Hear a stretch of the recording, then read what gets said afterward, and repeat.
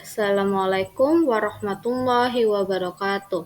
Perkenalkan saya Dan Oktavia Anggrani Putri dengan NPM 230826602 pada blog Gastrointestina, Hepatobiliar and Pankreas. Di sini saya akan menjelaskan tentang diare.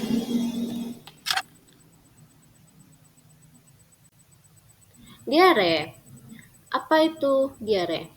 Diare itu atau mencret itu didefinisikan sebagai buang air besar dengan feses tidak berbentuk atau unformed stool atau cair dengan frekuensi lebih dari 3 kali dalam 24 jam.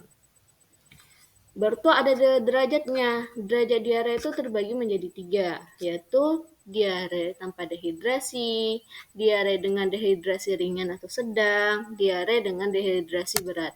Diare dengan dehidrasi tanpa dehidrasi yaitu dia tidak kekurangan cairan.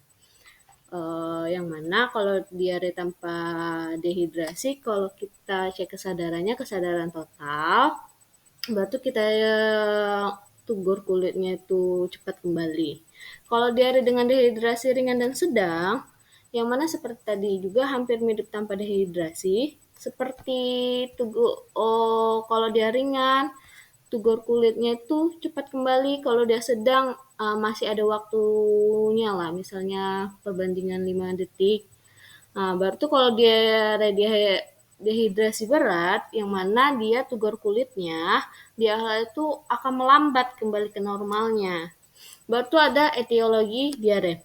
Etiologi diare yaitu penyebabnya dari mana bisa diare berasal itu terbagi menjadi 2, yaitu faktor infeksi dan faktor non-infeksi. Untuk faktor infeksi sendiri yaitu terbagi menjadi 2 juga, yaitu faktor enteral dan faktor paraenteral. Faktor enteral yaitu infeksi pada saluran pencernaan, yaitu infeksi pada bakteri seperti bakteri E. coli, Salmonella, Shigella, baru infeksi pada virus, rotavirus, baru infeksi pada jamur. Baru kalau untuk faktor paraenteral yaitu infeksi di luar saluran pencernaan seperti bronkus pneumonia. Baru kalau untuk faktor non-infeksi yaitu diare ini disebabkan oleh non-infeksi seperti keracunan makanan, intoleransi, atau sebagainya. Baru kalau untuk kita bisa mengetahui bagaimana mereka itu diare selain lebih dari 3 kali dalam 24 jam, yaitu pertama demam. Kita lihat, jika demamnya lebih atau sama dengan 38 derajat Celcius, baru tuh gejalanya itu seperti memburuk setelah 48 jam jika dia tidak diobati. Baru tuh dia lebih dari 6 kali dibuang air besar dalam waktu 24 jam atau 3 kali. Baru gejalanya itu adalah gejala kita mengalami gejala dehidrasi, yang seperti yang saya bilang tadi, gejala dehidrasi, tugur kulitnya, kesadarannya, dari kesadarannya seperti kesadaran total, kesadaran dia udah mau pingsan, atau sudah pingsan. Baru tuh ada juga tanda gejalanya seperti dia tuh kalau makan nggak cuci tangan. Nah, itu penyebabnya. Baru gejalanya. Tadi itu kan tanda gejala, sekarang komplikasinya. Untuk komplikasinya itu yang tadi komplikasi diare, dia itu bisa terkena dehidrasi, baru bisa terkena hipoglikemia, baru bisa terkena intoleransi.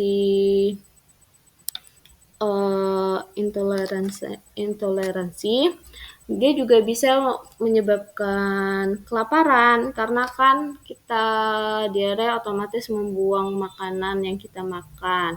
Nah, otomatis itu perutnya tuh kosong. Nah, jadi itu bisa menyebabkan kelaparan. Jadi kalau misalnya udah komplikasi kayak gini, kita segera mengobati jangan sampai terjadi komplikasi. Baru tuh ada pencegahannya. Misalnya jika untuk bayi, yaitu kita memberikan makanan pendamping ASI yang sesuai dengan umur. Jika untuk bayi dia berusianya masih minum ASI, kita tambahkan pemberian ASI eksklusif untuk 6 bulan sampai 2 tahun. Baru tuh cuci tangan. Cuci tangan baik sesudah atau sebelum makan, baik sesudah atau sebelum BAB. Baru tuh kita mencuci tangan dengan air yang bersih. Baru tuh buang air besar itu di jamban ya, di toilet. Jangan di sembarangan, karena itu bisa kita kan nggak tahu apa aja yang di dalamnya, mana tahu nanti terkontaminasi melalui dari anak-anak yang main-main gitu. Baru tuh juga kita jika terjadinya diare, kita juga bisa ke dokter, yaitu untuk pemberian obat.